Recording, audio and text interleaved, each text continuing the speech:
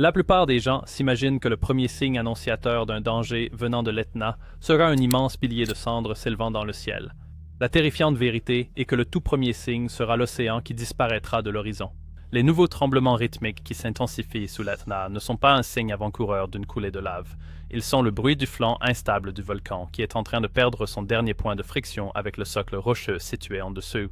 Les géologues comprennent désormais que ce son n'est pas un avertissement de ce qui va sortir du cratère, mais plutôt de ce qui est sur le point de glisser dans la mer.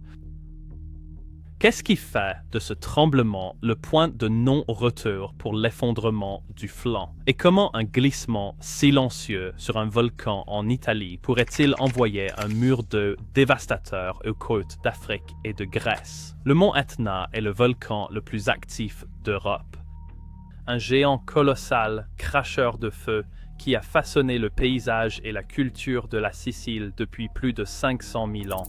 S'élevant à 3329 mètres au-dessus de la mer Méditerranée, ce stratovolcan n'est pas seulement remarquable pour sa hauteur ou son activité, mais pour sa position géologique unique. Contrairement à la majorité des volcans qui se développent le long de frontières tectoniques bien définies et prévisibles, l'Etna, lui, se situe à un carrefour géologique particulièrement complexe, où la plaque tectonique africaine s'enfonce progressivement sous la plaque eurasienne. Cette situation unique engendre une véritable anomalie géologique, un volcan qui trône au sommet d'une zone de collision tectonique, tout en étant simultanément soumis à des forces d'extension qui le déchirent. C'est un système volcanique qui ne ressemble à aucun autre sur toute la planète. Les preuves archéologiques indiquent que des établissements humains ont existé à l'ombre de l'Etna depuis au moins 8000 ans. Le sol volcanique fertile a longtemps soutenu une agriculture florissante, créant un paradoxe dangereux, car la même force qui menace de destruction offre aussi une fertilité sans précédent. Les Grecs de l'Antiquité avaient bien perçu cette dualité, et c'est pourquoi ils ont élaboré le mythe de Typhon, un géant d'une monstruosité terrifiante, emprisonné sous la montagne par Zeus, dont le souffle brûlant est à l'origine des éruptions volcaniques. Mais la véritable histoire scientifique de l'Etna est encore plus fascinante. Il a commencé à se former sous l'eau il y a environ 600 000 ans et n'a émergé au-dessus du niveau de la mer qu'il y a environ 300 000 ans. Cela fait de l'Etna un volcan relativement jeune en termes géologiques, ce qui explique son extraordinaire activité. Ce que la plupart des gens ne réalisent pas, c'est que l'Etna que nous voyons aujourd'hui est en réalité le 5e système volcanique à avoir occupé cette position géographique. Les 4 précédents se sont effondrés de manière absolument catastrophique, laissant derrière eux des structures résiduelles comme la Val d'Elbov, une immense dépression en forme de fer à cheval sur le flanc oriental de l'Etna. Cette histoire d'effondrement est absolument cruciale pour comprendre la menace actuelle. Des géologues ont identifié des couches de débris volcaniques s'étendant sur plus de 30 km en mer Ionienne, ce qui constitue une preuve claire d'anciens effondrements de flancs ayant généré des tsunamis dévastateurs. Une cartographie récente des fonds marins a également révélé des champs de débris sous-marins qui ne peuvent s'expliquer que par des glissements de terrain volcaniques massifs. Ce qui confère à l'Etna son caractère particulièrement dangereux, c'est avant tout sa structure interne. À la différence de la plupart des volcans qui possèdent un noyau rocheux, solide et stable, l'Etna, lui, est principalement composé de multiples couches de cendres volcaniques, de lave fragmentée ainsi que de dépôts pyroclastiques. Il s'agit en substance d'un immense empilement de matériaux volcaniques très peu consolidés. Avec le temps, le magma qui monte à travers cette structure crée un réseau de faiblesse qui fracture la montagne de l'intérieur. Le volcan repose sur un substrat mobile de roches sédimentaires tendres qui se déforment sous l'immense poids d'en haut. Cela crée une instabilité fondamentale. L'Etna est essentiellement en équilibre sur une fondation qui cède lentement. Imaginez construire un gratte-ciel sur de l'argile humide et vous commencerez à comprendre pourquoi les géologues sont si préoccupés par son flanc oriental. Plus important encore, le flanc est de l'Etna donne directement sur la mer Méditerranée sans aucune barrière naturelle.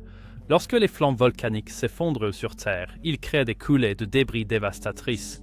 Lorsqu'ils s'effondrent dans les eaux, ils engendrent une catastrophe bien plus redoutable, des tsunamis dévastateurs qui peuvent se propager sur des bassins océaniques entiers. Les registres historiques attestent d'au moins 69 éruptions majeures au cours des 2700 dernières années. L'événement le plus catastrophique s'est déroulé en 1669, lorsque des coulées de lave ont détruit une grande partie de Catane, causant la mort d'environ 20 000 personnes. Ce qui est souvent négligé, c'est que cette éruption a coïncidé avec une déformation significative du sol et une activité sismique le long du flanc est, précisément le schéma que nous observons aujourd'hui. De récents projets de forage scientifique ont révélé un autre fait troublant. Le réservoir magmatique de l'Etna est considérablement plus grand qu'on ne le pensait auparavant. Les estimations actuelles suggèrent une chambre magmatique primaire contenant plus de 500 km3 de roches en fusion, suffisamment pour remplir le lac Erie. Ce réservoir massif non seulement alimente les éruptions volcaniques, mais il chauffe et affaiblit également la structure rocheuse environnante, accélérant ainsi le processus de déstabilisation. La combinaison de tous ces facteurs, un volcan constitué de matériaux friables, reposant sur une fondation instable, faisant face à la mer ouverte et avec un immense réservoir de magma en profondeur, crée les conditions parfaites pour un effondrement latéral catastrophique. Il ne s'agit pas de savoir si, mais quand. Pour comprendre pourquoi l'activité actuelle sonne l'alarme, nous devons d'abord établir ce qui constitue le comportement normal du volcan le plus actif d'Europe. L'Etna suit généralement des schémas bien documentés que les volcanologues suivent depuis des siècles. Dans des conditions normales, l'Etna connaît ce que les scientifiques appellent des éruptions stromboliennes, des explosions modérées qui projettent des fragments de lave à plusieurs centaines de mètres dans les airs. Ces événements spectaculaires, bien que relativement mineurs, se produisent à partir des 4 cratères situés au sommet, à savoir Voragine, Bokonvoto, le cratère nord-est et le cratère sud-est. En moyenne, l'Etna enregistre 3 à 4 éruptions significatives par an, avec une activité mineure continue entre ces épisodes. Le volcan manifeste généralement des signes d'alerte clairs avant ces éruptions majeures. Des essaims sismiques, c'est-à-dire des groupes de petits tremblements de terre, précèdent le mouvement du magma. Le gonflement du sol, mesuré par les stations GPS sur l'ensemble de la montagne, indique une pression magmatique croissante.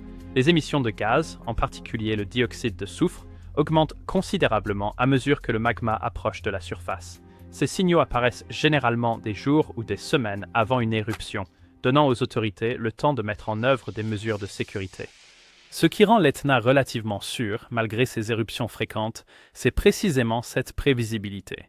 L'Institut national italien de géophysique et de volcanologie maintient l'un des réseaux de surveillance volcanique les plus sophistiqués au monde sur l'Etna, avec plus de 300 instruments qui fournissent des données en temps réel.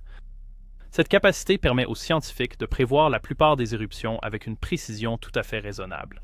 Dans des conditions normales, le flanc oriental du mont Etna connaît un mouvement lent et régulier en direction de la mer Ionienne. Ce phénomène, que l'on appelle le glissement de flanc, a été mesuré à environ 2 à 3 cm par an.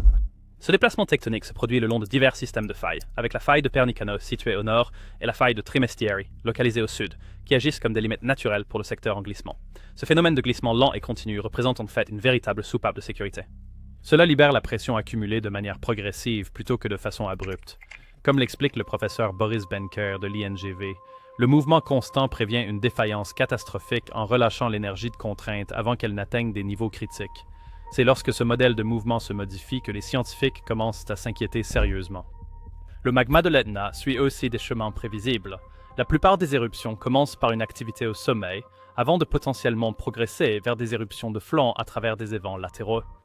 Ces éruptions latérales se produisent généralement le long de 2 zones de rift principales, à savoir le rift nord-est et le rift sud. Ces voies établies acheminent le magma loin du flanc oriental instable, contribuant ainsi à la sécurité relative du volcan. Même les éruptions les plus importantes de l'Etna suivent des schémas reconnaissables. L'éruption de 2001, qui a menacé la ville de Nicolosi, a commencé par une activité au sommet avant de progresser vers des éruptions de flanc. L'éruption de 2008 à 2009 a suivi une progression similaire. Dans les 2 cas, les autorités avaient été suffisamment averties pour mettre en œuvre des plans d'évacuation. La composition de la lave du volcan demeure également d'une remarquable constance. L'Etna produit une lave basaltique avec une teneur en silice relativement faible, ce qui la rend fluide et rapide, mais moins explosive que d'autres types volcaniques. Cette régularité permet aux scientifiques d'anticiper comment les éruptions se développeront une fois qu'elles auront commencé. Même l'effet de l'Etna sur les communautés environnantes suit des modèles établis. Les chutes de cendres affectent principalement les communautés à l'est et au sud-est en fonction des régimes de vent dominants. Les coulées de lave suivent historiquement des trajectoires prévisibles déterminées par la topographie. Cela permet une cartographie efficace des dangers et une planification d'urgence. Ce qui rend le comportement actuel de l'Etna si préoccupant, c'est précisément la façon dont il s'écarte de ces schémas établis. Les trémors rythmiques que l'on enregistre actuellement ne correspondent pas à la signature sismique caractéristique d'un magma en ascension. Ils ne présentent aucune corrélation avec l'activité du sommet. Ils ne suivent ni le rythme ni la progression des séquences éruptives typiques. Cependant, ces tremblements de terre se manifestent le long du prolongement sous-marin du flanc est, bien loin des conduits volcaniques où l'activité débute habituellement. Ils conservent une régularité métronomique, survenant à des intervalles très précis, ce qui contraste fortement avec le schéma chaotique et aléatoire de la sismicité volcanique typique. Ce qui est le plus alarmant, c'est que ces secousses coïncident avec une accélération spectaculaire du mouvement des flancs. Les stations GPS situées le long du versant enregistrent désormais des vitesses de déplacement allant jusqu'à 5 cm par mois, soit plus de 20 fois le rythme habituel. Cette accélération ne suit pas les changements saisonniers progressifs, mais révèle des augmentations soudaines et spectaculaires qui coïncident avec chaque épisode de tremblement. Comme le Dr Marco Neri de l'INGV le fait remarquer, je cite, « Nous observons un changement fondamental dans la manière dont le flanc se comporte, Sir. Ce flanc ne libère plus sa pression de manière progressive. Il accumule de l'énergie de déformation d'une façon qui laisse penser qu'une défaillance catastrophique pourrait être imminente. » La première indication qu'un changement fondamental s'était opéré est apparue le 17 mars de cette année, lorsque des stations sismiques réparties dans l'est de la Sicile ont commencé à enregistrer un signal inhabituel. Contrairement au schéma chaotique et imprévisible, typique de l'activité volcanique, ces secousses maintenaient un rythme d'une précision remarquable, se manifestant toutes les 43 secondes avec une régularité quasi mécanique. L'analyse initiale suggérait que ceci pourrait être ce que les volcanologues appellent des événements de longue période, des trémors harmoniques causés par le magma circulant dans des conduits étroits. Mais quelque chose était différent. Ces signaux n'émanaient pas d'en dessous des cratères sommiteux où le magma s'accumule généralement. Au lieu de cela, ils provenaient des profondeurs du flanc est dans une zone où aucune voie magmatique connue n'existe, ce qui est déjà une anomalie. Plus préoccupante encore était leur profondeur, estimée à environ 8 km sous le niveau de la mer, ce qui est considérablement plus profond que le réservoir magmatique primaire de l'Etna. Cette localisation situait la source directement au sein du socle sédimentaire sur lequel repose l'ensemble du volcan. Comme l'explique le professeur Carlo Doglioni, président de l'Institut national italien de géophysique et de volcanologie, ces secousses ne proviennent pas de l'intérieur du volcan lui-même, mais de la fondation sur laquelle il est bâti. C'est comme entendre des craquements provenant des supports d'un bâtiment plutôt que de l'activité à l'intérieur. L'interférométrie satellitaire avait confirmé les pires craintes. Les données INSAR, qui mesurent la déformation du sol avec une précision millimétrique, ont révélé qu'une énorme section du flanc de plus de 700 km², se déplaçait comme un seul bloc cohérent.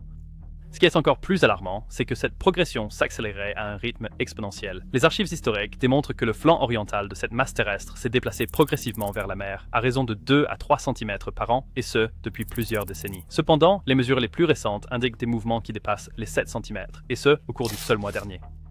Cette accélération coïncide parfaitement avec l'apparition de tremblements rythmiques, ce qui suggère une relation de cause à effet.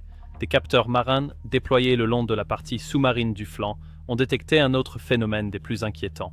Le fond marin lui-même est en train de se bomber vers le haut, une preuve évidente qu'une pression massive s'accumule en dessous. Une cartographie bathymétrique précise révèle un déplacement vertical de près de 2 mètres le long d'un arc de 15 km au large des côtes. Une déformation qui ne peut être expliquée que par une défaillance structurelle catastrophique. Ce qui rend ces signes particulièrement menaçants, c'est la similitude remarquable avec les précurseurs observés avant d'autres effondrements de flancs dévastateurs à travers le monde. Avant l'effondrement catastrophique de 1980 du mont St. Helens, les scientifiques ont enregistré des tremblements rythmiques similaires et une déformation accélérée. Avant l'effondrement du flanc de l'Anak Krakatau en Indonésie en 2018, qui a généré un tsunami mortel, des images satellites ont capturé des schémas de mouvement comparables. Les preuves suggèrent un scénario terrifiant. Le flanc oriental de l'Etna est en train de se détacher le long d'un plan de faille profond. Chaque tremblement rythmique représente un petit glissement le long de cette faille, ce qui réduit progressivement la friction qui maintient le flanc en place. À mesure que le frottement diminue, les mouvements s'accélèrent de plus en plus, créant ainsi une boucle de rétroaction mortelle. L'imagerie thermique apporte des preuves supplémentaires d'un effondrement imminent. Les données satellitaires infrarouges révèlent une anomalie thermique distincte le long de la zone de rupture, pas assez chaude pour indiquer la présence de magma, mais significativement plus élevée que celle de la roche environnante. Cette signature thermique suggère un échauffement par friction le long du plan de faille, un autre précurseur classique d'une rupture catastrophique. Le plus préoccupant est la découverte d'émissions de gaz sous-marines le long du plan de rupture projeté. Les relevés effectués par des véhicules télécommandés ont identifié des dizaines de nouveaux évents gazeux sur le fond marin, libérant principalement du dioxyde de carbone et du sulfure d'hydrogène. Ces émissions indiquent que l'eau de mer pénètre maintenant profondément dans la zone de rupture, ce qui affaiblit les points de friction restants et lubrifie potentiellement le plan de glissement. L'analyse géochimique de ces émissions révèle un autre détail particulièrement troublant. Elles contiennent des niveaux anormalement élevés de gaz radon. Le radon est libéré lorsque les fractures rocheuses créent de nouvelles voies vers la surface. L'augmentation constante des concentrations de radon suggère que la zone de rupture s'étend rapidement, créant de nouveaux réseaux de fractures à chaque événement sismique. Les données historiques offrent un contexte préoccupant pour ces observations.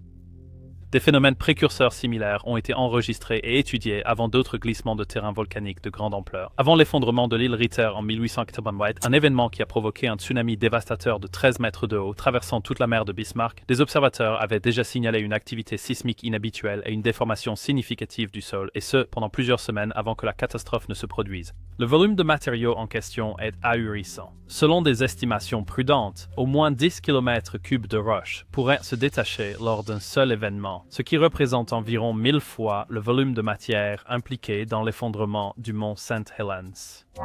Des scénarios encore plus alarmants suggèrent que jusqu'à 25 km3 de matière pourraient s'effondrer de façon catastrophique, ce qui serait suffisant pour recouvrir l'intégralité de Manhattan de débris sur plus de 3 km de profondeur. La trajectoire sous-marine de cette masse colossale ne fait qu'aggraver le danger. Les modèles informatiques indiquent que le flanc en effondrement s'accélérerait à plus de 200 km/h en glissant le long de la pente sous-marine abrupte. L'impact initial déplacerait environ 300 km3 d'eau de mer en moins de 5 minutes, créant des conditions absolument parfaites pour la génération de tsunamis. Dr. Stefano Branca, directeur de l'Observatoire de l'Etna, résume la situation avec une clarté glaçante. Nous sommes les témoins des ultimes étapes d'un processus qui a débuté il y a des milliers d'années. Le flanc a toujours été instable, mais ce que nous observons actuellement suggère que le système a atteint un point de non-retour critique. La seule question qui reste est de savoir si l'effondrement se produira comme un événement catastrophique unique ou comme une série de défaillances majeures. Les implications s'étendent bien au-delà de la Sicile. Les modèles hydrodynamiques indiquent qu'un effondrement de flanc de cette ampleur générerait un tsunami avec des vagues initiales dépassant les 40 mètres le long de la côte est de la Sicile. Des villes comme Catane, avec 300 000 habitants, auraient moins de 15 minutes d'alerte avant d'être dévastées.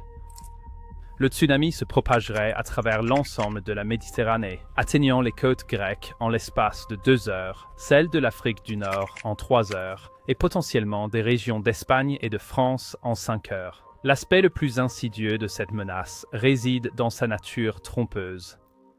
Contrairement aux éruptions volcaniques, qui s'annoncent par des manifestations spectaculaires visibles à des kilomètres à la ronde, un effondrement de flanc peut survenir avec un avertissement de surface minimale, voire quasi inexistant. La première indication pour les communautés côtières ne serait pas un grondement ou une explosion. Ce serait l'océan qui se retirerait soudainement du rivage à l'arrivée du creux de vague initial, suivi quelques minutes plus tard par un mur d'eau dévastateur. C'est pourquoi les secousses rythmiques émanant du mont Etna constituent un avertissement crucial. Ce ne sont pas de simples signaux sismiques, mais le bruit des forces géologiques atteignant leur point de rupture. Chaque secousse marque une défaillance incrémentale du système qui maintient le flanc attaché à la montagne. Et chaque défaillance rend la suivante encore plus probable, ce qui génère un effet de cascade qui pourrait aboutir à l'une des catastrophes naturelles les plus graves que la Méditerranée ait connues. Alors que les secousses sismiques se poursuivent avec une précision métronomique, le compte à rebours s'accélère inexorablement vers un dénouement qui paraît de plus en plus inéluctable. Les seules interrogations qui subsistent sont de savoir à quel moment l'effondrement définitif se produira et si les systèmes de surveillance pourront fournir un avertissement suffisant pour sauver des vies. Les preuves sont manifestes et leur urgence ne cesse de croître. Le flanc est de l'Etna montre tous les signes classiques d'une défaillance catastrophique imminente. Les tremblements rythmiques qui ont commencé plus tôt cette année ne sont pas seulement inhabituels, ils représentent le son d'une bombe à retardement géologique qui compte à rebours avant la détonation. Ce qui rend cette situation particulièrement dangereuse, c'est qu'elle diffère des menaces volcaniques traditionnelles. La plupart des catastrophes volcaniques, telles que les coulées pyroclastiques, les inondations de lave et les chutes de cendres, n'affectent que des zones relativement limitées directement autour du volcan. Un tsunami généré par l'effondrement d'un flanc pourrait dévaster des littoraux à des centaines de kilomètres de distance, touchant des millions de personnes qui ne se sont jamais considérées à risque à cause de l'Etna. Le moment de se préparer est venu. Les pays méditerranéens doivent accélérer le développement de systèmes d'alerte au tsunami spécifiquement calibrés pour détecter et réagir aux ondes d'origine volcanique qui se comportent différemment des tsunamis sismiques.